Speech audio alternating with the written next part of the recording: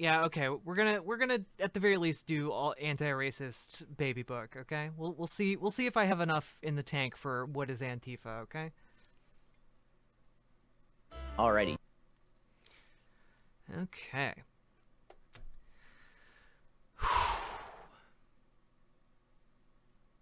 And it begins. Alrighty. Today, we are going to be reviewing a children's book by noted cult leader and fascist Ibram X. Kendi.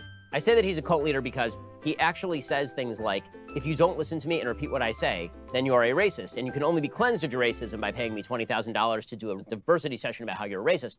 And also I say he's a fascist because he has literally proposed in writing that there be a federal Department of Anti-Racism to strike down, I kid you not, any law that has a disparate impact, meaning that if any group does worse under a law than any other group, then the law can be struck down by the Department of Anti-Racism. Wait. Who's this guy? Who is this guy? Ibram...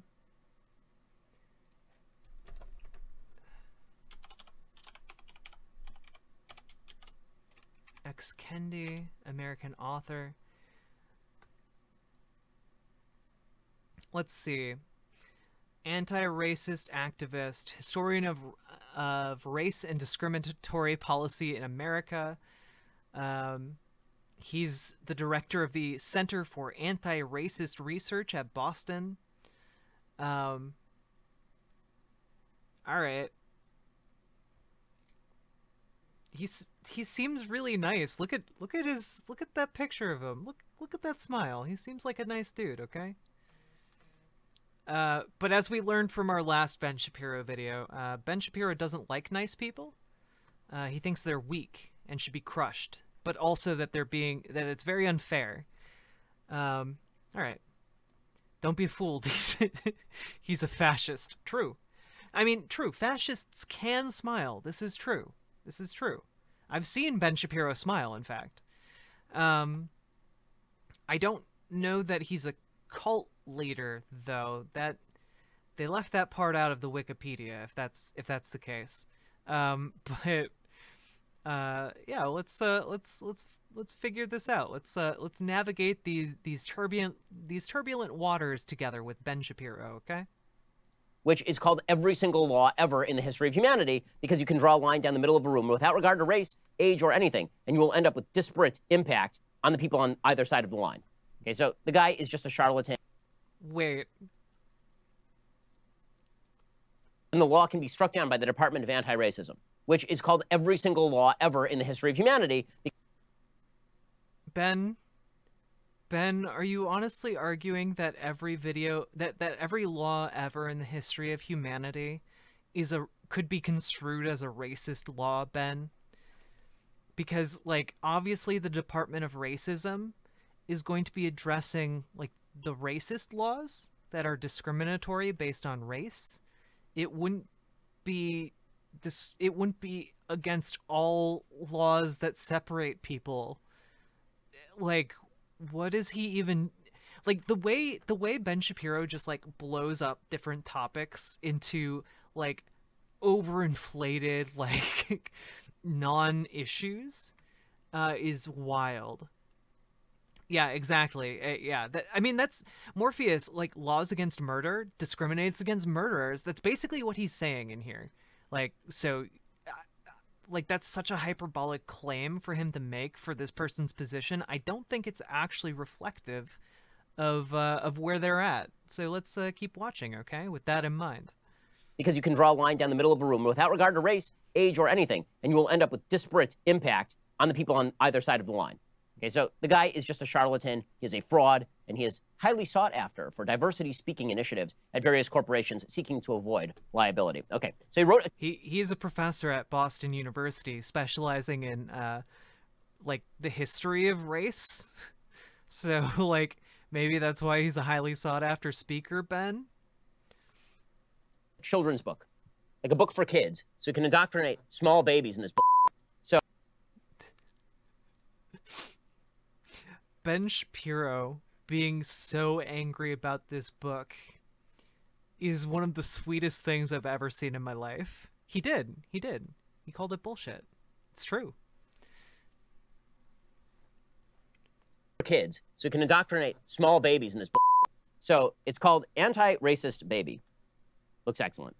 Here we go. Okay, so the book begins with dedications. So Ibram Kendi writes like a nice dedication, presumably to his kid, Imani. And then the illustrator writes this. To all the young people whose own imaginations are unbound by the imaginations of state violence and white supremacy and the power we hold to build a world that is anti-racist, I believe in us. Yes. Dang. Wow. What?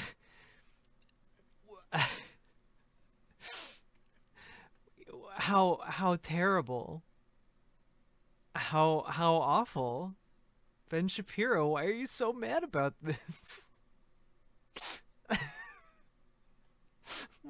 Why is he so mad? Oh gosh. All your hope lies in the ability of a small child who has not yet been indoctrinated into the institutions of evil, but who unfortunately has no ability to wipe their own ass. Is no neutral child who writes like a nice dedication, presumably to his kid, Imani. And then the illustrator writes this.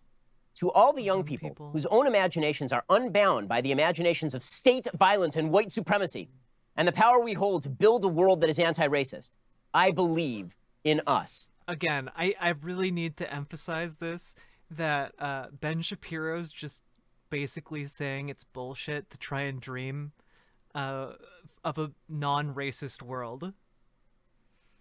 And that's his main argument for this particular section of the book. And he thinks it's actually a joke, like a good chuckle. Ben Shapiro's like an evil man. Like just a blatantly evil man. Yes, all your hope lies in the ability of a small child who has not yet been indoctrinated into the institutions of evil, but who unfortunately has no ability to wipe their own ass. Yeah, how dare a children's book try and teach kids not to be racist? How dare it? What an incredible crime against humanity, Ben.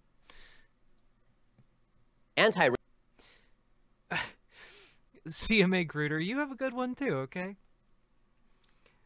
Anti-racist baby is bred, not born. Anti-racist baby is raised to make society transform. Racist baby is bred, not born. Okay, so how are we going to indoctrinate your child today? Because your child is going to be bred. Babies are taught to be racist or anti-racist. There is no neutrality. What if you're just not racist? Well, according to Ibram Kendi, seriously, he actually believes that if you say that you're not racist and you don't do anything racist, you're actually still racist because you're not anti-racist. Yeah. No, he's right. Guys, look, here's the issue. If you are racist, then you are against people of other races. Buying into the status quo and saying, I'm not racist, doesn't mean that you are not supporting systems that are racist. That's why you need to be anti-racist in order to stand against those systems and stand against those people who are, against people based on the color of their skin. No, this is a thing. Yeah. Anti-racist means that you believe that every institution that has a disparate impact needs to be torn to the ground. This is actual theory. So babies are taught to be racist or anti-racist. Again, every institution that has disparate results for people of color, yeah. We should address the different, like how those institutions treat people differently. Because if we don't, then we're just complicit with a racist system. And we shouldn't be complicit with racism. Yeah. Like, I don't understand the disconnect here. Yeah, you shouldn't be complicit with racist systems. Like, especially when you come out of the context that we do in America, where, like, historically black people were disenfranchised and owned as property and denied the ability to build wealth for hundreds of years. We must always take sides. Neutrality helps the oppressor, never the victim. Silence encourages the tormentor, never the tormented. By Lady Raincloud sends that quote. Absolutely true. Absolutely true. Yeah, so Ben seems to think that you should be okay with racist systems, I guess. Personally, I would much rather raise a child to be against racism, to be anti-racism, than someone who is complicit or actively racist. I wouldn't want those two. I'd want someone who's against racism. Yeah.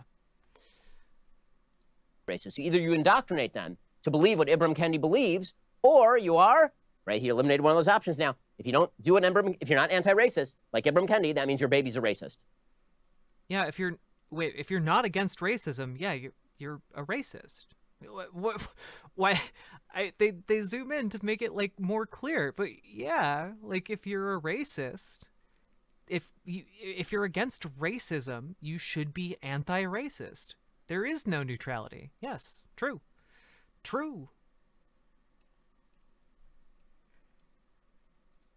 Take these 9 steps to make equity. I think his genuine problem here is that he is like Swamp Goth, like you pointed out, he's salty about the word anti-racist. He's just salty that it's a new word. A reality. Ooh, I'm so excited. 1. Open your eyes to all skin colors. Anti-Racist Baby learns all the colors, not because race is true. If you claim to be colorblind, you deny what's right in front of you. Okay. Absolutely, because you need to be able to recognize race in a world that has historically discriminates. That didn't really work. But, yeah, you need to be able to see race in the current day to be able to understand that other people are discriminated against based on the color of their skin. Thank you, Nightcard. Thank you. Like, I think this was part of the disconnect I had earlier today. But yeah, you need to be, in the current day, you need to be aware of differences between race and how people are treated based on their racial categorization. I think that we should be working towards a world where it's an inconsequential feature of your body, you know, rather than something that your entire identity is built around, much like gender. Like, you need to be aware of it now, but we should be working toward a world where it doesn't matter. Like, these things are, I think, are undeniable. So, that is so self-refuting. I mean, like, completely self-refuting, right? He says that you have to learn everybody's color because race is not true. But if race is not true, why would you bother to learn everybody's color? Like, who cares? Right? Either you're a racial essentialist, in which case you should know everybody's color because there are racial differences that are essential, which is racist. Or you should learn everybody's racial color for no reason. He says, if you claim to be colorblind, you deny what's right in front of you. No. Because if you claim to be colorblind, then you become the I'm not racist person, Ben. You become the person who's fine and complicit with the status quo, Ben. This is the issue. So yeah, you should be aware of race. This is why. And it's not because the racial like prescriptivism is true, because it's not, but it's because you ignore the historical context behind racism if you pretend like it never happened. What you deny is Ibram Kendi's premise, which is that you are, in fact, a racist unless Ibram Kendi says that you are otherwise, deems you otherwise. 2, use your words to talk about race. No one will see racism if we only stay silent.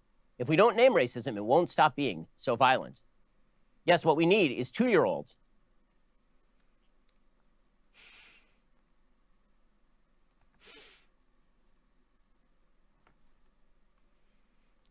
No one will see racism if we only stay silent. If we don't name racism, it won't stop being violent.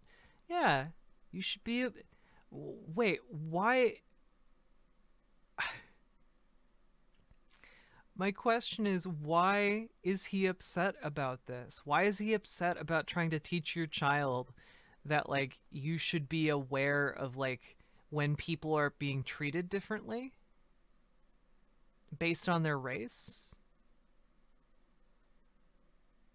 like he's a okay.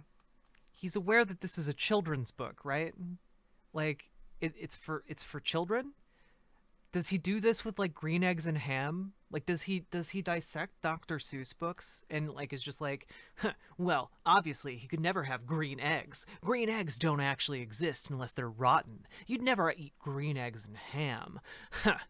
Dr. Seuss, what a fascist. Like this is like the wildest stuff, guys. I'm trying to give Ben Shapiro like a fair shake. I've done a bunch of his videos now, and every single one that I do, I'm like, I like go in. I'm like, this is he's considered the cool kid's philosopher. He's supposed to be like this incredible big brain, this incredible intelligence on the right.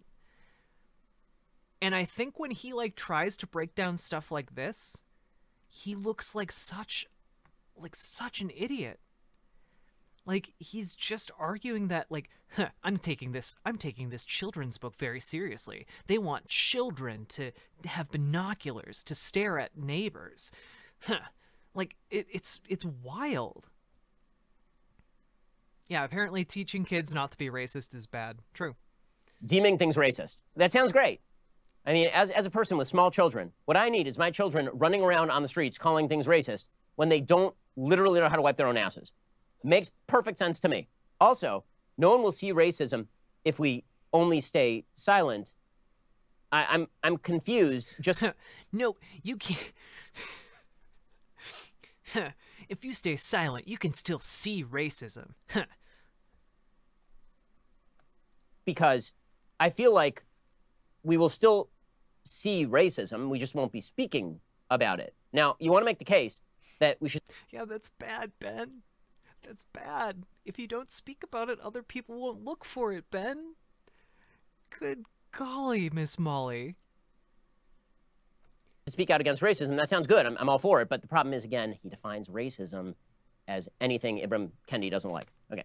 3, point at policies as the problem, not people. Ah, there we go. There we go. See, here you are now removing the definition of racism. You're teaching kids that you don't actually have to be racist in order to be racist, right? Instead of your kid, you're teaching kids they have to point out racism, but in order for them to point out racism, they don't have to spot a racist or racist intent. All they have to do is find something they don't like and call it racist.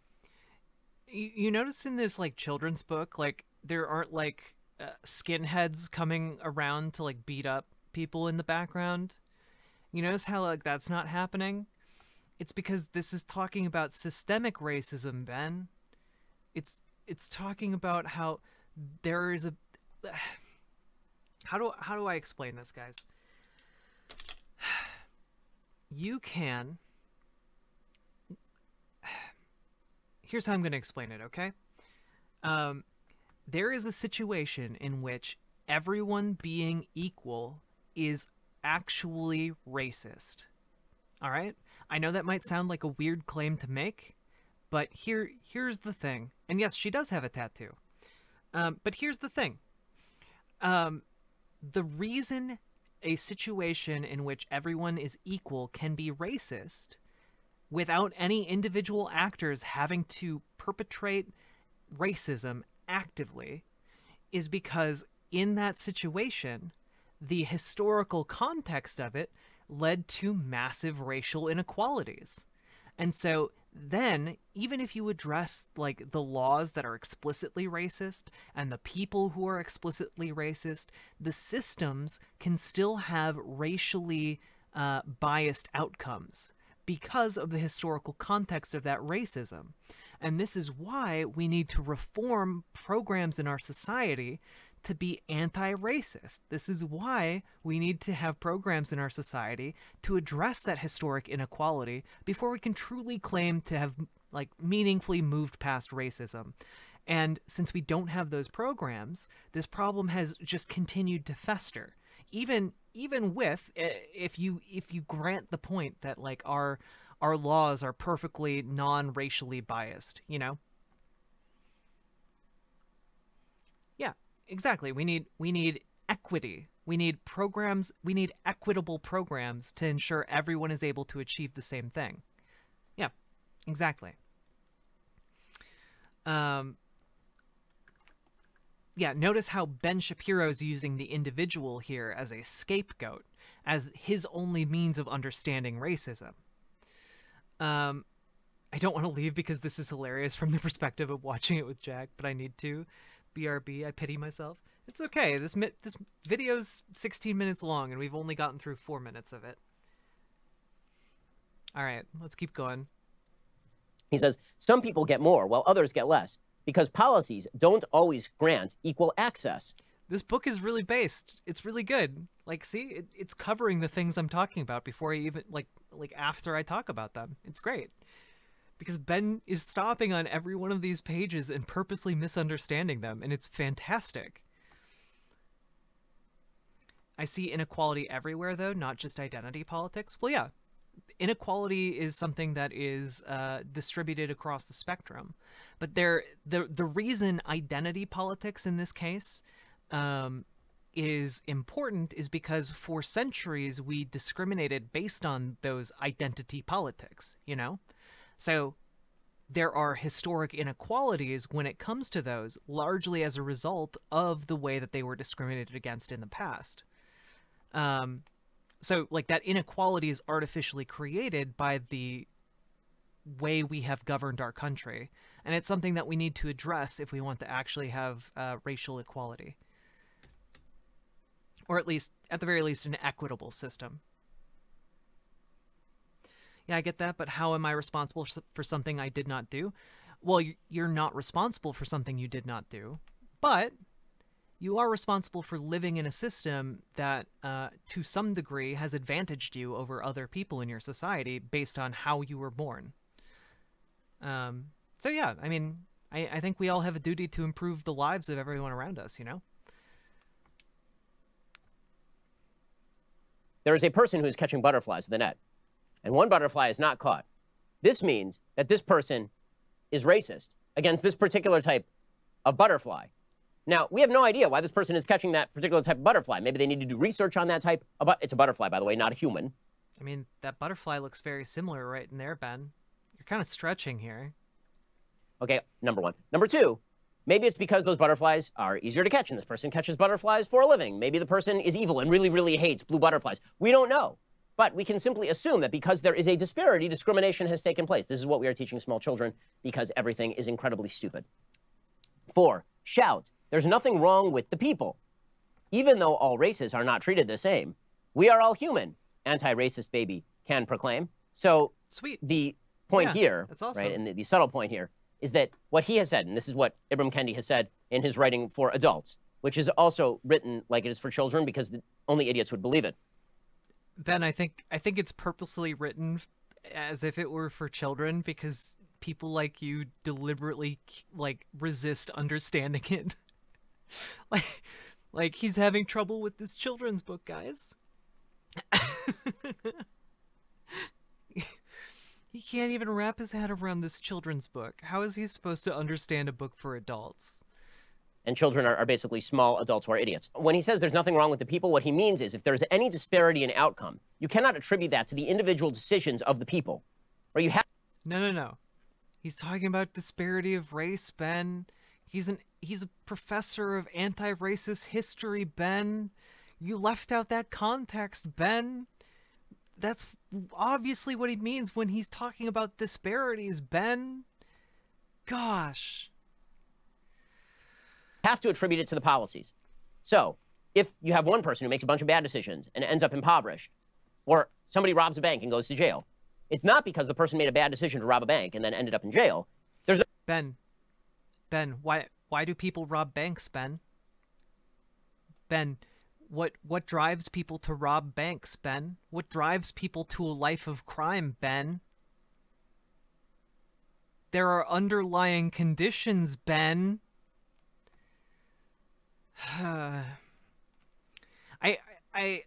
It's hard arguing with these people, right? Because they view life as like, you know, you are fully in control and capable of you are the captain of your life, right? You're the master of your domain. Except that life doesn't necessarily work that way if you're poor, right?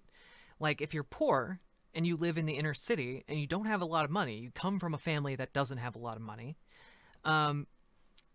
you need to get a job in order to make rent, right? In order to subsist. So you get a job flipping burgers. You get a second job flipping burgers, but it's still just enough money to get by. But then your Meemaw gets cancer.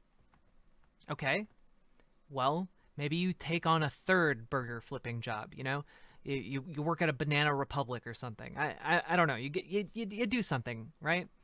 And then, but it's still not enough to cover her medical bills. Well, at this point, a lot of conservatives will say, well, sucks to be you. You should have studied harder in school. You should have done X, Y, and Z. Well, but the reality is a lot of people find themselves in these situations where they are stuck. And for whatever reason, they didn't take that route. They didn't take the other route. They got to be where they are. So what happens when they have gotten to be where they are and they're backed into a corner and they're desperate? They turn to a life of crime. You know, it's really easy to get a gun in this country. It's really easy to walk into a convenience store and, you know, steal the cash out of the register. It's really easy to do those things. It's really tempting. It's also really tempting to go work for the gang and start pushing drugs. It's really tempting to do all of these things. And those are not necessarily things that that person would have chosen to be doing.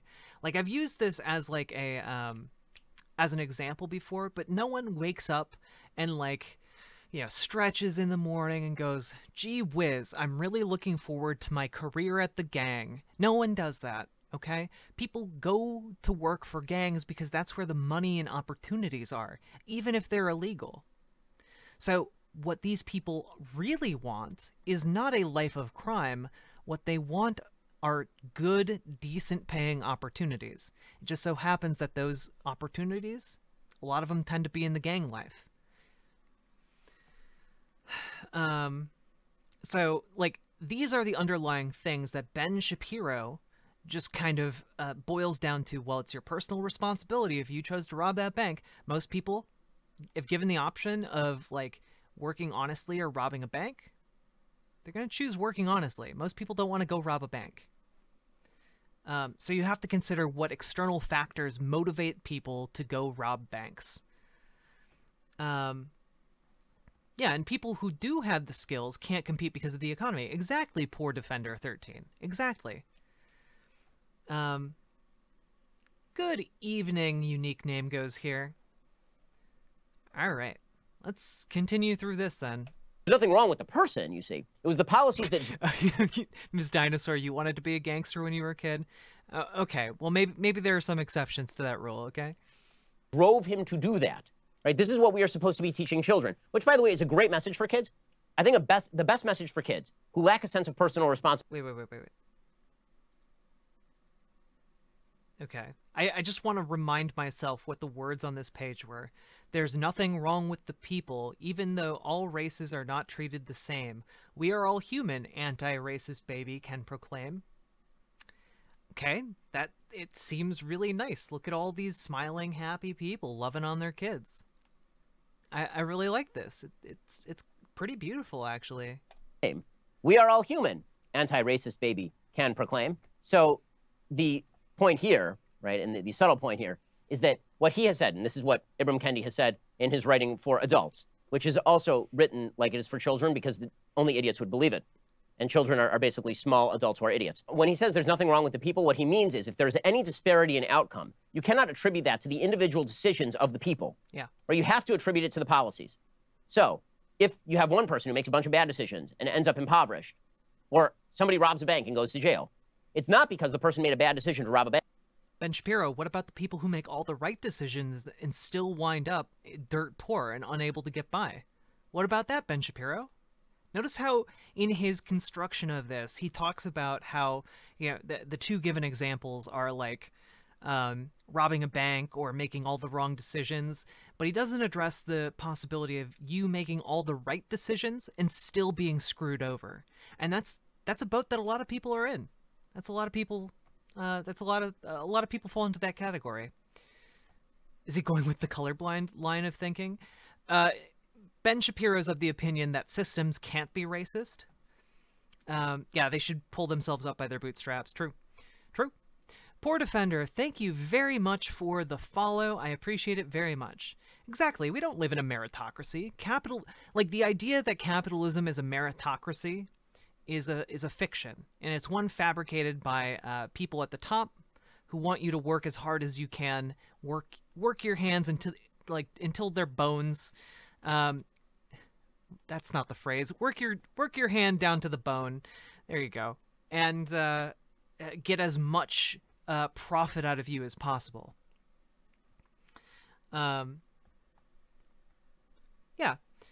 Yeah, working black people earn less than unemployed white people, and college-degreed black people earn less than high school dropout white people. Yeah, like in Chicago, the average black family has 1/40th the amount of wealth that the average white family does. Like, the gap between the different racial groups in our country cannot be stated. Yeah. It's far easier to increase your wealth once you have wealth than it is to increase your wealth when you have no wealth. Bank and then ended up in jail. There's nothing wrong with the person, you see. It was the policies that drove him to do that, right? This is what we are supposed to be teaching children, which, by the way, is a great message. Yeah, but by the way, you know that thing that like Walmart does, right? Where it will like roll into a small town and basically control the environment of that town, right? Like, why don't you it's pretty populated over there? I thought I was in the just chatting. Yeah, I am in the just chatting category. But Walmart will roll into a small town, right? And it will underprice all of its competitors until Walmart is like the only store in that small town, right? This is a pretty standard approach to Walmart's business practices. But then, what book is this? This book is Antiracist Baby. So Walmart will roll into town, underprice all of its competition, put it out of business, and then Walmart will basically be able to control the economic environment and future of that town, right? So essentially, Walmart is able to control the environment that these people exist in, the financial environment. This is why, by the way, a lot of monopolies are really, really bad. However, this is very similar to how policy shapes the economic futures of people who come from poorer backgrounds. Policy shapes what is and is not possible for you if you are anyone who is less than wealthy, right? So if you're working class, if you're poor, policy shapes what is and is not possible for you.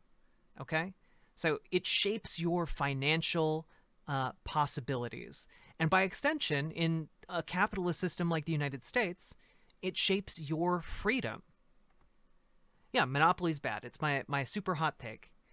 And Ben Shapiro doesn't seem to recognize that policies shape the possibilities that people at the bottom can pursue. So this is a simple reality, and Ben does not seem capable of understanding it. So let's continue on, I guess. Message for kids? I think the best message for kids who lack a sense of personal responsibility in the first place and are really selfish little creatures. Kids are innocent, but they are not good. Anybody who's ever had a kid can tell you this, right? Kids can be horrific. Kids can be cruel to one another. Kids can be violent and brutal. If a 4-year-old... Don't have kids. I have no idea what we're talking about, but Ben Shapiro showing me children's book is I walked up to just now. Well, good morning, Catholic Gaming 187. Yeah, we're watching Ben Shapiro go on a tirade about how kids are bad, and also you shouldn't raise your children to be anti-racists. He's taking the bold stance of being against anti-racism.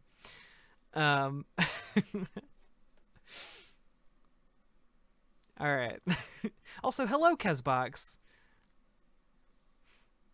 4-year-old had the body of a 40-year-old, the world would be over, right? 4-year-olds just walk around hitting each other and screaming and pulling things down and wrecking things. Kids are wonderful. I have 3 of them. Okay, they're wonderful. They're the joys of my life. They're not good. They're innocent. Okay, you have to teach them to be good. That's what civilization is for. Teaching a child that individual action does not matter, right? That there's nothing wrong with the people, meaning there's nothing wrong with your individual choice, no matter what. That's not what it's saying, Ben. It's saying the people are fine. It's saying that policy shapes a lot of their opportunities, Ben, and that the policies have disproportionate effects, Ben. It's not that hard to understand. It's a literal children's book. It was written for children, Ben. Oh gosh. This Ben guy doesn't have a high opinion of kids, it seems. Guess he hasn't figured out kids are geniuses and much smarter than adults. Lol. Mana King, thank you very much for the cheer. I appreciate it. You have a wonderful evening too, and a very nice sleep. Oh my gosh. Hello, I am Homelander. You watched with glee while your kings, queens fought for 10 decades, maybe shouted... Alright. What the fuck is he talking about? He's going off on a tangent about how this line about there's nothing wrong with the people is really a way of scapegoating personal responsibility. Ben Shapiro is absolutely unhinged when it comes to this book. This is way better than I could have possibly imagined it. What your choice is, it should result in the same outcome, is literally a way to bring up sociopathic children.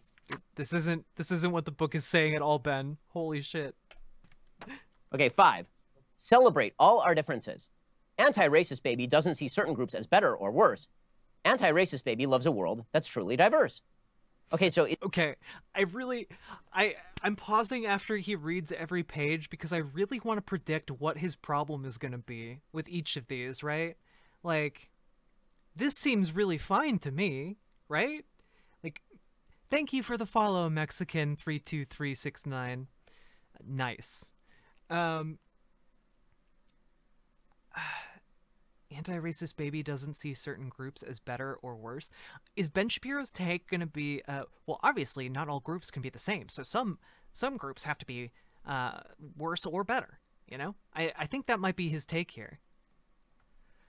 How do you teach your kids to be sociopaths when they're already sociopaths? Lol. Yeah, true.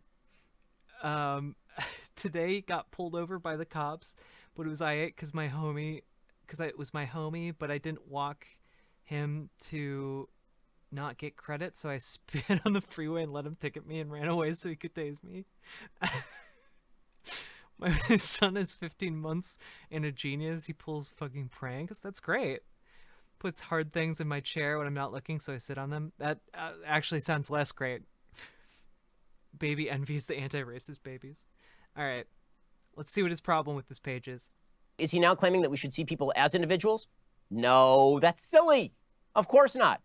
What he means is that no matter what choices anybody makes, we are not allowed to say choices are better or worse. He doesn't mean that we should see every individual without regard to skin color.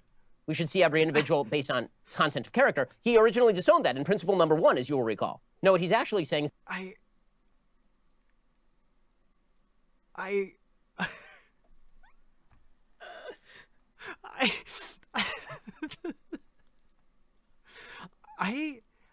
I don't understand. It's Ben, are you trying to outsmart a children's book? It's written for children, Ben. It's being really straightforward. They're not trying to manipulate or trick the kids, Ben. All it means is you shouldn't see certain groups of people as better or worse. It's not complicated.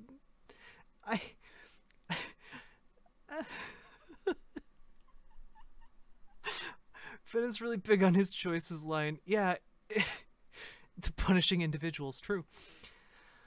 Oh my goodness. There's 9 more minutes of this. This is delicious. I am loving this. Is that individual choice literally should never be discriminated against.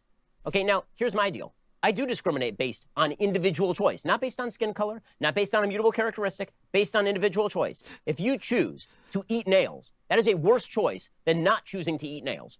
Okay, I discriminate based on that choice. Okay, but what if you're put into a room that only has nails, and the only person who has food in this room is in the corner, surrounded by like a nail fortress, and that person tells you, you have to eat these nails, or I'm not going to give you actual food.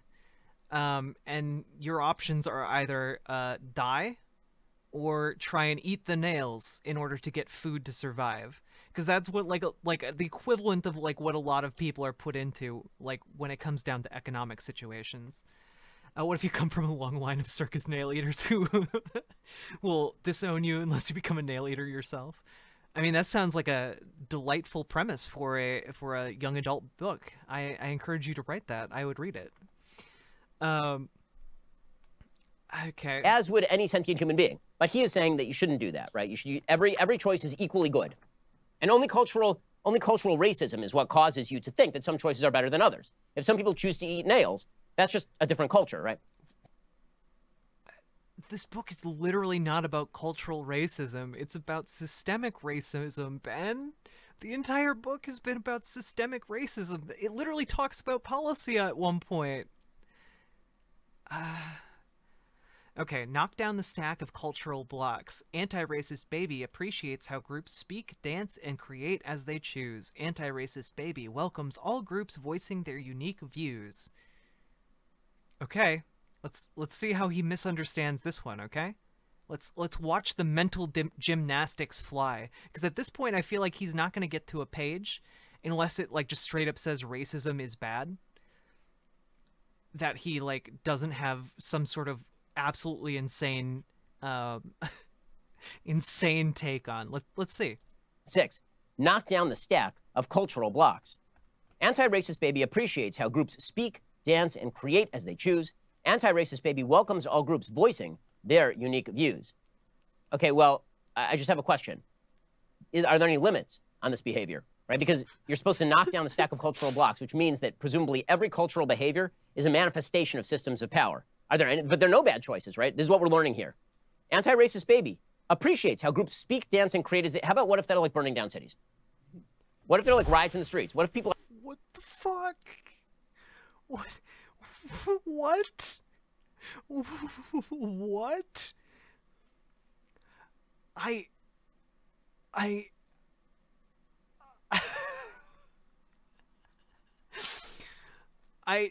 don't think that's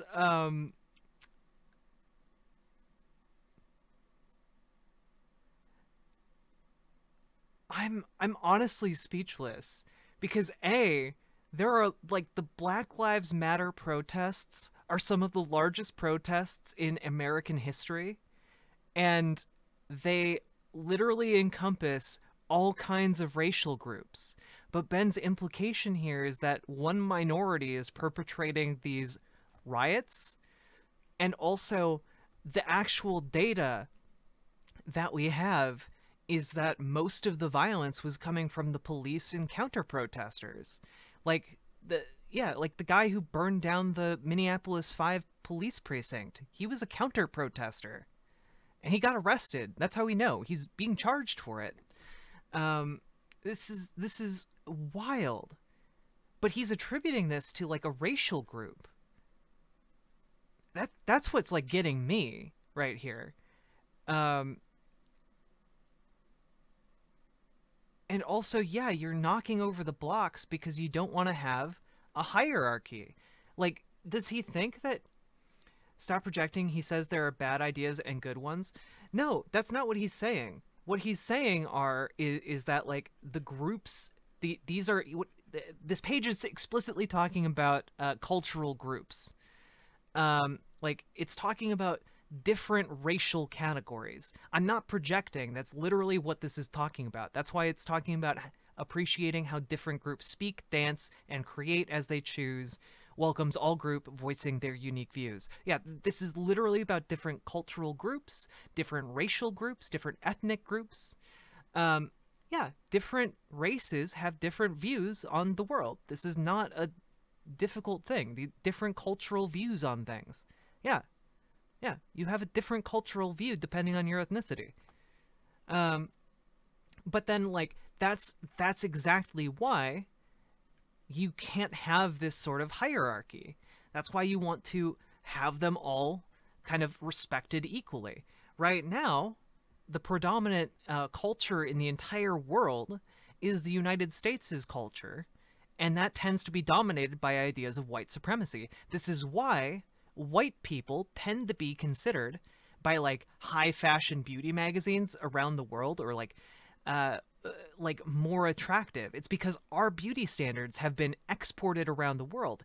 But white people aren't inherently more beautiful than any other group of people. There are plenty of amazingly gorgeous people, like mind-blowingly gorgeous, like just immediately your brain explodes. You can't handle how gorgeous they are, who are not white. So like this is the idea. We should treat all of these cultural groups equally, relatively. And I think that that would be a good thing, right? If they're gorgeous and their personality is shit, they're shit to me. Well, yeah, but I'm not. I was making a point about beauty standards. I wasn't talking about personality. Okay, like I was talking about beauty standards. Beauty standards are also shit. Yes, that's the actual point I'm making. But like, Ben Shapiro takes that and goes, oh, well, then why aren't they condemning rioting in, like, this baby book? Which is absolutely wild to me. Like, yeah, you shouldn't riot. But also, to quote Dr. Martin Luther King Jr., riots are the language of the unheard. And while riots are bad, we should also, if we're going to condemn riots, condemn the conditions that cause riots to arise. You can't do one and not the other, okay? You have to do both. And you know, just in, you know, paraphrasing Dr. Martin Luther King Jr., okay? You know, no big deal. No big deal. Okay, why can't incels make the argument that there's systemic inequality in the sexual marketplace or something? No, that the issue is not that there is systemic inequality in the sexual marketplace. That's not the issue. The issue is that incels are atomized by capitalism to be isolated and lonely, and are given less and less time to you know, socialize, interact with other people, less and less ability to do that because of our increasing economic lack of mobility, and because of the lack of increasing income inequality. And also there's like this whole problem of like, historically women got married young because it was the way to ensure their economic future, and women can't do that anymore because women have to enter the workplace out of financial necessity. And so largely as a result of our changing economic situation, incels have found themselves in a position where it's harder and harder to find people to have sex with. And this is, you know, an increasing problem that we do need to address. And that's my position. And I think socialism addresses the atomization, addresses the economic factors, and addresses a lot of other things that would allow that would allow incels to reconnect with their communities and their workplaces, and socialize more effectively, and have more time to chill out. You know. Let's see.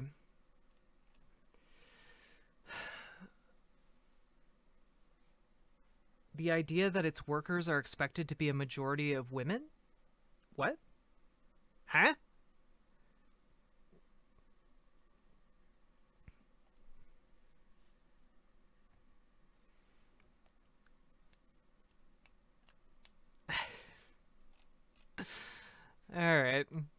All right, let's continue with this, okay? People are hitting each other with baseball bats. Like, are we supposed to appreciate that as just sort of a cultural difference?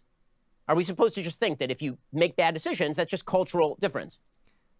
again, Ben, literally has nothing to do with what's on this page. But it is incredibly racist of you to say this. That is true. And it's not a matter of unique viewpoint, right? Unless he includes a non-harm principle here, this is a bad principle. Exactly, Kezbox. I want to be able to reach these people. I want to be able to reach incels and be able to bring them over into a socialist space rather than allow them to be reached by fascists who bring them over into their various spaces, you know? I think that we need to make sure that we get them before the bad guys do, you know? 7, confess when being racist. Confess, baby. Small baby, confess your sins. Teach your 2-year-old to confess to being racist. Okay, I have a 4-year-old. I can't even get my 4-year-old to confess that he drew on the counter with a Sharpie. Okay, are you kidding me? Confess. Anybody who actually teaches this crap to their kids should be brought up on charges of child abuse. Seriously. What? You want your kid to be honest with you, Ben?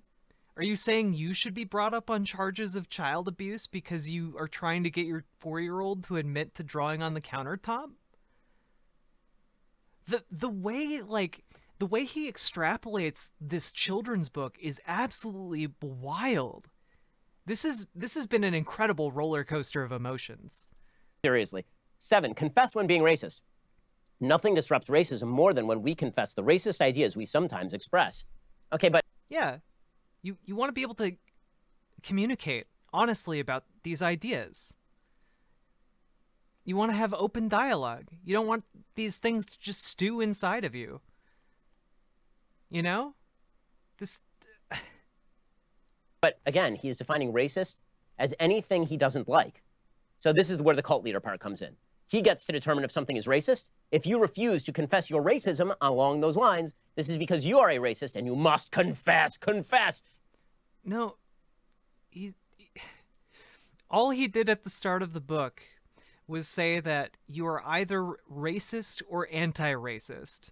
That's all he did. It's crazy that it feels like I'm living in a set of 1950s Mad Men and it's 2020. Yeah, isn't it cool how Ben Shapiro is a time traveler?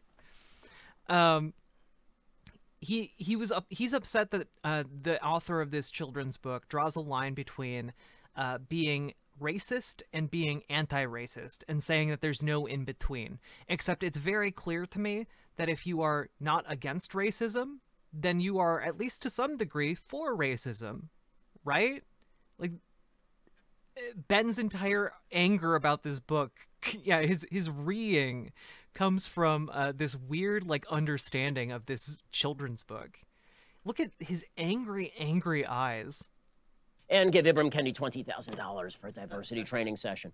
8, grow to be an anti-racist. Antiracist Baby is always learning, changing, and growing. Antiracist Baby stays curious about all people and isn't all-knowing. Well, unless Antiracist Baby grows up to be Ibram Kendi, then he knows everything. No, because you're always learning, changing, and growing, Ben. It's literally right here, Ben. Literally right on this page, Ben. It's 2 sentences. Whew. Good night, Sophie. I hope you get good sleep, okay? And awesome. Congratulations on your win. That's a big deal. I hope you feel really good about it, okay?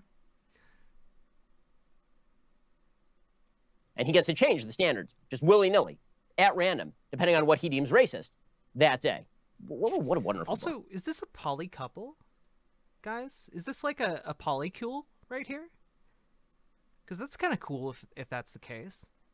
I don't think I've ever seen that in a children's book. Hey, what a wonderful book. What a wonderful book. 9, believe we shall overcome racism. But wait a second, I've been told that we can never overcome racism. Seriously, there's no ability to overcome racism. You can never fully do the work, is what Ibram Kendi says. Yeah, but you should try, Ben.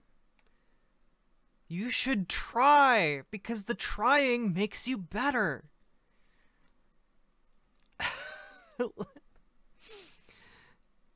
Oh, gosh. We can only pursue the utopian goal. There's no point where utopia actually manifests. CNCR Axel, I appreciate your hopeless optimism. Okay, I appreciate it. I hope that you keep that attitude for the rest of your life. Okay. It doesn't happen because, after all, we have to continue seeing each other as groups, and we have to create laws in which the outcome is the same for everybody. Ben, it was explained on the page where the blocks get knocked over, but like you were too busy ranting about riots and beating people with bats. But like the whole point of that was that yeah, it's okay to have different groups of people as long as those groups of people are treated with equity. And it's okay to have laws, Ben. It's just not okay when the way those laws are applied is skewed based on racial categories. This obviously causes a lot of problems, Ben. Like, very obviously. Like, I'm sure Ben Shapiro would be one of the first people to 1350 you. Mickey Mouse will win the election one day if you write him in enough. You know what? Again, I hope your optimism, the sparkle of optimism in your eye, continues. Okay.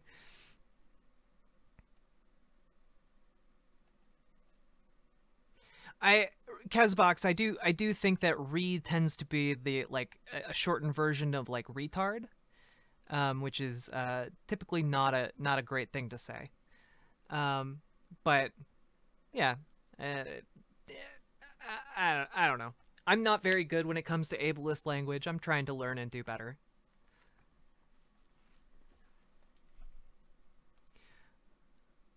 I thought re was a sound effect. It might be. I just you know, I try and listen to people, you know. Bat in a box of nails. Kazbox, I know you're capable of eating a box of nails, but I suggest a better food source.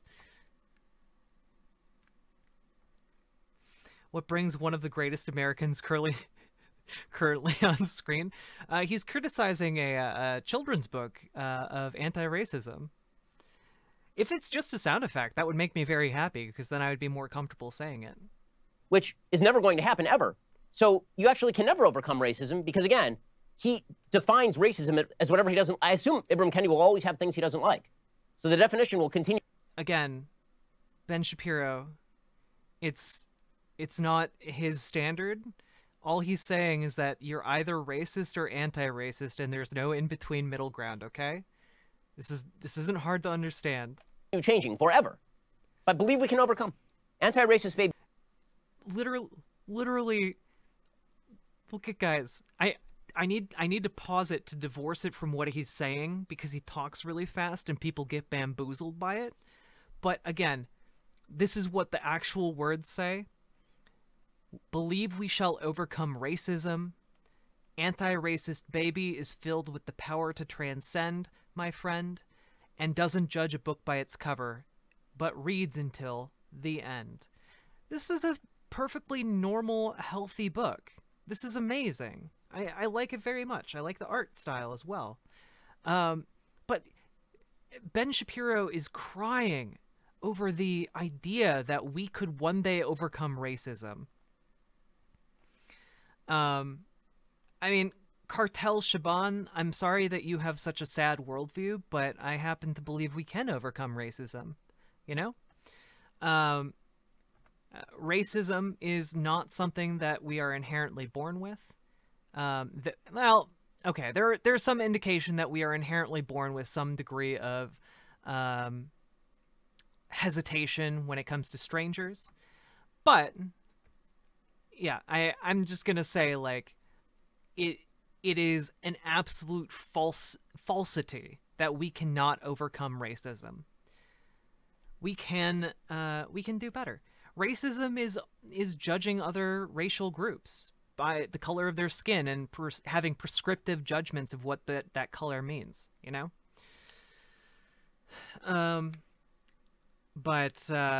Re-originated from a frog screaming noise to ward off predators when they're threatened. The earliest video of this behavior was uploaded in the earliest video sharing site, YouTube, in 2009. Can Can you share that video? I would love to see it. I would love to see it. Yes, this title is good bait. It's true. It's true. If there is no racism, Ben's YouTube channel would die. So if a non-black man says "cracka," is that not racism?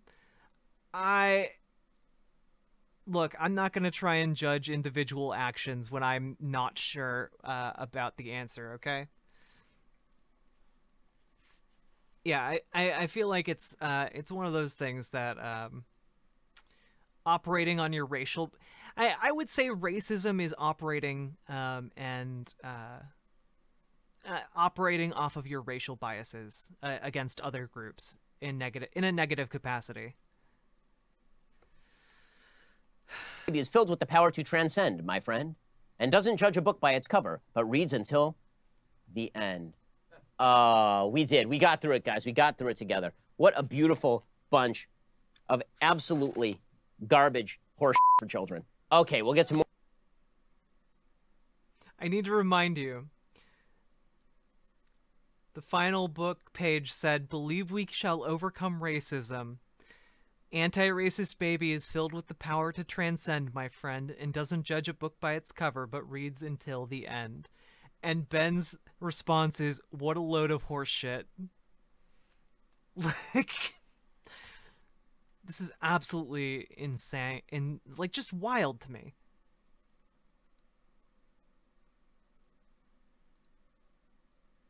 Oh, he's selling earbuds. Wait. Givers. It is critical. This is, yeah, off your Raycons.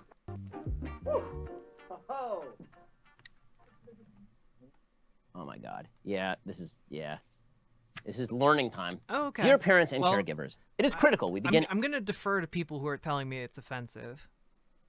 Explicit conversations about race and racism with our children from a young age. Just as we teach our kids to be kind even before they fully understand what it means to be kind, we should teach our kids to be anti-racist even before they fully understand what it means to be anti-racist. Those are not the same thing. Teaching a kid to be kind means not hitting other kids, means being kind of nice. Teaching a kid to be anti-racist means that you have to indoctrinate them that all institutions in society are suffused with white supremacy and exploitation. I feel like that concept... I feel like, Ben, maybe you can start small and work big? You know? I feel like you could start small and work big on this one. Not only is it bullshit, but it's kind of hard to convey to a 2-year-old. Ask your child to describe the people in their friend group and yours. It is a fallacy that children are colorblind. Help your child explicitly name the race of the people around them so they understand it is not insulting or harmful to do so. We want to normalize discussions about race and remove the stigma around these conversations. Yeah. Okay, now, I honestly don't have a problem with my kid saying there's a black guy, who cares? And that's true. Okay, it is important for children to name the race of the people around them so you can ask them what they think about those different races, why they think those things, and instruct them on how to understand racial difference as an imagined construct, but one with very real consequences. You want to teach them this. You don't want to assume children are a blank slate. This leaves room for racist societal messages to shape their understanding of racism instead. Okay, what if I don't feel like grilling my kid on what they think of various races because kids are dumb? What if instead I just say, right, there's a black guy. Okay, so I'm going to tell you guys a little story from my personal life here, right? Okay, so my nephews, you know, at the time, my niece was like just a twinkle in my brother's eye, you know? But the issue, my nephews came over, okay? And we watched Nausicaa in the Valley of the Wind, okay? My nephews were like 4 and 6, and essentially, my nephews could not believe that the protagonist of Nausicaa in the Valley of the Wind was a girl. Like, they refused to believe it. Absolutely point blank refused to believe it. Nausicaa is an amazing film, I agree. But they refused to believe that the protagonist was a woman until, like, she was, like, very obviously voiced by a woman. And, like, this is an example of how people, even from an early age, absorb these messages and get these ideas and internalize them and learn about them. Like, one of my nephews was 4 years old, and he already had an idea of what women could and could not be. Now, It's possible that he might have outgrown that, right? But it's also possible that he might not have. And so, like, this is the issue. Like, Ben's just like, no, these kids are dumb. You know, it doesn't matter what they think because they're stupid idiots. But, like, the problem is those stupid idiots grow up to be people, Ben. They grow up to be people.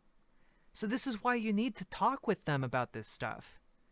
You gotta talk with them about gender. You gotta talk with them about race. You have to do these things so that they can grow up and be like good people, Ben. So that they aren't being like nice just to white people, Ben. Like, yeah. Also, Agleth, thank you very much for the follow. I very much appreciate it. I've seen Ben on my local Antifa panel once. When he found out we couldn't solve all of the racism in the panel at once, he just left and started his YouTube channel.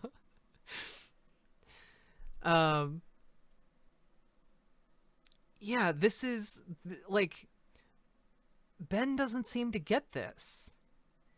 Because he seems to think that kids are just going to look at a black guy in a vacuum and just be like, that's a black guy. As if black people don't have tons of media connotations around them all the time in our society. What are the other messages of surrounding black men in our society and media? This is something that we need to consider. And it's something that we need to consider about what our kids are internalizing about different racial groups of people. Also, hello, Lost Sue. I hope you're having a great night. Yeah, don't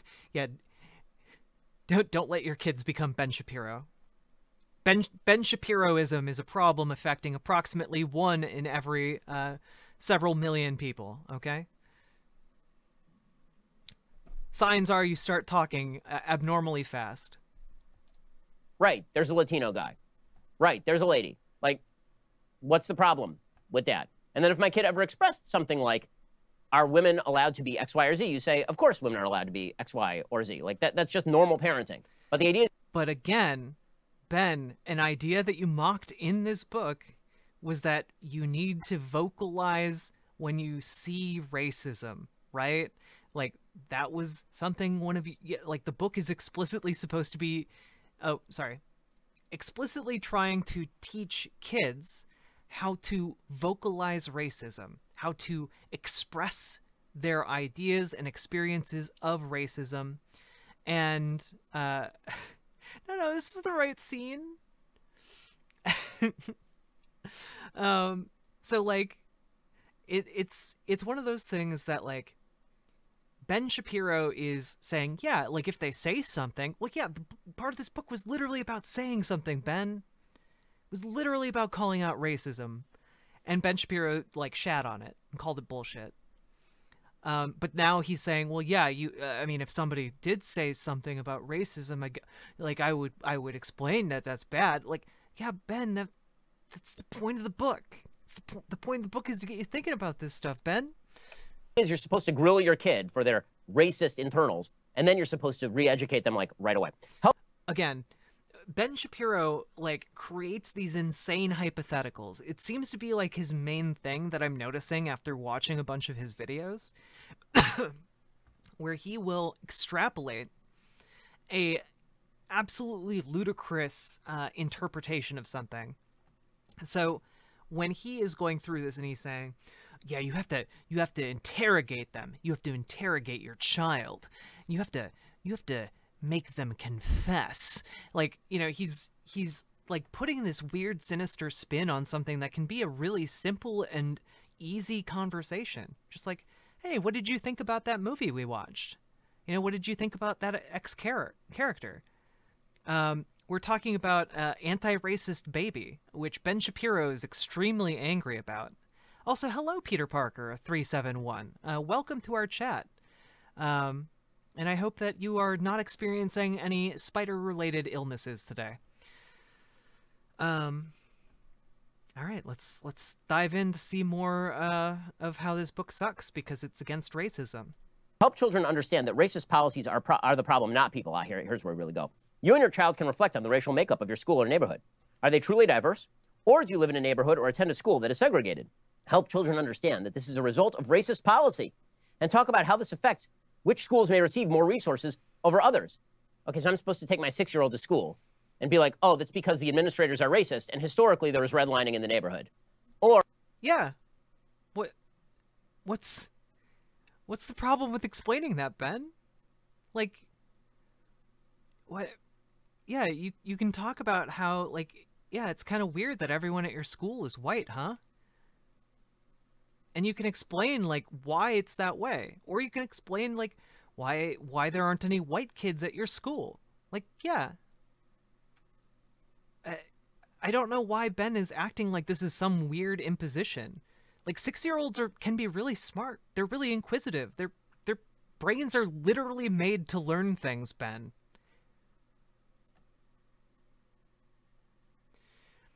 Munaman. No, I love talking about this stuff.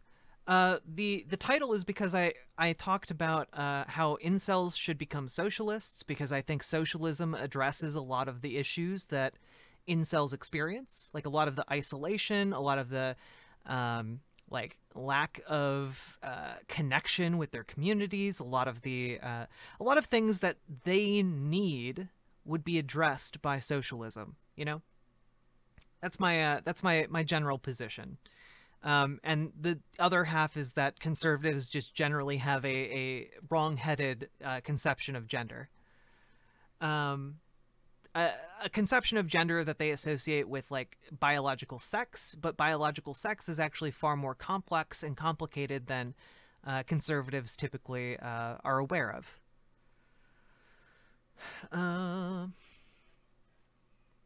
Yeah, like, explain the history of redlining, explain that there is a history of racism, and yeah, like, these are not hard things to explain. Yeah, I'm glad that helped, Munaman. Also, your name and emojis are very cute. I appreciate that. And you know, this is the first time I've seen you in chat, so thank you for being here. I hope you enjoy your time, okay? Or I could, you know, assume that the kid is 6. Like, it's fine to talk about all this stuff. I'm just wondering why it's necessary to do it with a 4-year-old. Challenge the idea that all people are treated the same. It is common to share lessons like be kind to everyone with kids, but this reinforces the idea that racist acts are only carried out on an individual level and ignores that all people are not given the same access to necessary resources. Okay, so why should I not? I'm confused. I shouldn't be telling my kid to be kind to everybody? Should I be telling my kid to be an asshole to everybody? I guess I could, but I feel like that makes the world worse. Shouldn't be telling my only carried out on an individual level and ignores that all people are not given the same access to necessary resources. Okay, so why should I not? I'm confused. I shouldn't be telling my kid to be kind to everybody? Should I be telling my kid to be an asshole to everybody? I guess I could, but I feel like that makes the world worse. It says, although we might teach kids anyone can do anything, we also have to teach them that racist barriers exist that stop us all from being truly free. True. Understanding this is the first step in helping to change it. Being kind does not mean that we avoid seeing race, but that we celebrate racial differences. Okay, that is a completely disjointed statement from the rest of that paragraph. But the idea that I can't teach my kid that anybody can do anything because I have to teach them that if they're a girl, if I teach my oldest daughter, actually there are structural barriers to your success. What do you think that teaches kids? What you're actually teaching kids is not to try. No. This is a common conservative talking point, by the way, and it's not true. What you're doing is accurately informing them of the challenges that they will face so that they can plan accordingly and make, according to Ben, better individual decisions. Being aware of their situation does not mean that they lose hope and that they do not try, but what it does mean is that they need to know that there are these barriers in place. You need to know that if you're a woman and you are going to a job interview, that there is the possibility of someone being untoward to get you this job. Like, you need to be aware that there are different ways that you are going to be treated. Yeah. Yeah, exactly. You're teaching them that you need to try and beat these barriers. And there are different ways of beating these barriers, but you need to know they exist in the first place. Oh yeah, I mean, the only thing that Ben Shapiro has going for him is that he talks real fast and he makes a lot of claims very quickly.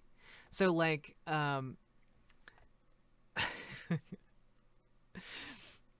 Oh yeah, it's quite amazing. Thank you, Catholic Gaming 187, for the follow. I appreciate it.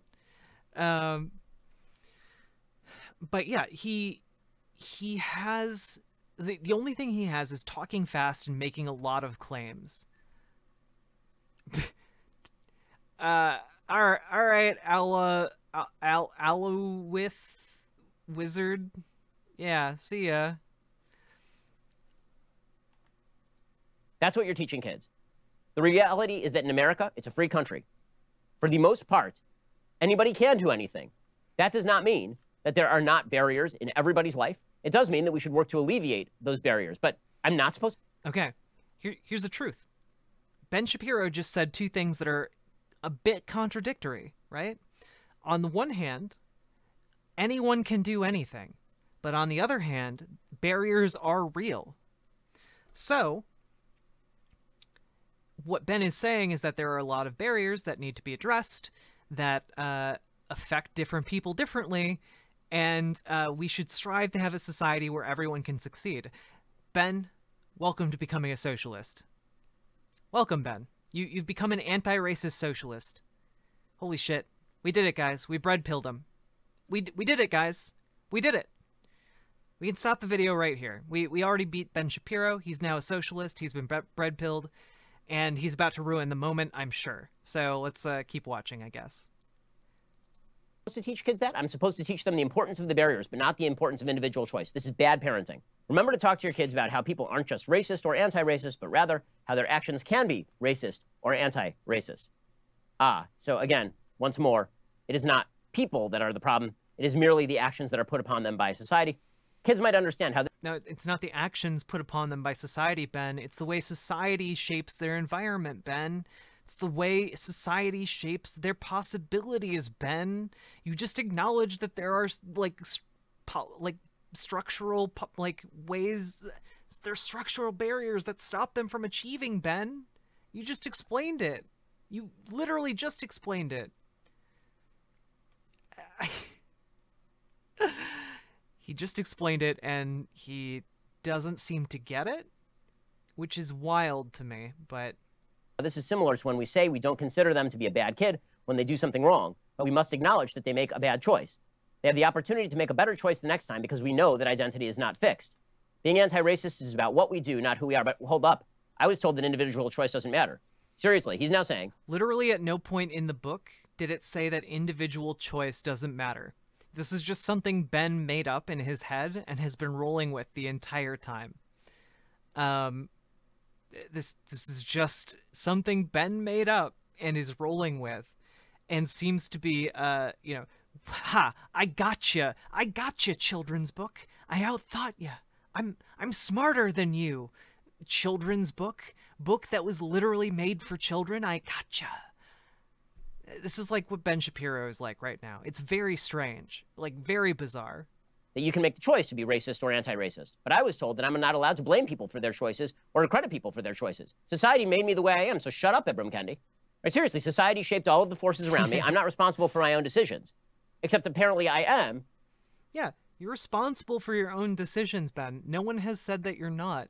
But you need to understand that the individual choices people make are shaped by their environment, by their economic reality. Not acknowledging that just leaves them open, just leaves you open to repeating the same mistakes over and over and over again. So you need to acknowledge the policy problems. You need to acknowledge the underlying factors that influence human behavior and address those. Otherwise, you just have the same problems over and over again. Goodbye, Peter.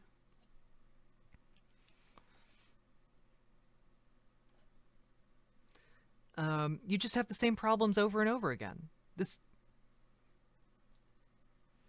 I get to decide whether to pay Ibram Kendi 20 grand a pop. So, good stuff right there. Thank you, Ibram Kendi, for this educational tour through stupidity. That was wonderful. I'm so glad that we read Antiracist Baby by Ibram Kendi. If you read this to a child, your child is 7 times stupider and 23,000 times a worse person than if they never read this book. Okay? You should not read this book. This is a terrible book. I've explained to you step by step why this is a terrible book. That was How to Be an Anti-Racist Baby by cult leader Ibram Kendi. I hope you enjoyed it as little as I did. Well, Just to be clear, Ibram Kendi is not an actual cult leader. Ben Shapiro's just saying he is, because Ibram Kendi is like a historian of anti-racism at Boston University, and at the beginning of the book asks people to understand that either they are racist or they are anti-racist, and there is no in between. So this is why Ben Shapiro is saying that that book is garbage and written by a cult leader. It's wild. It like this I did not know what I was getting into when we started watching this video.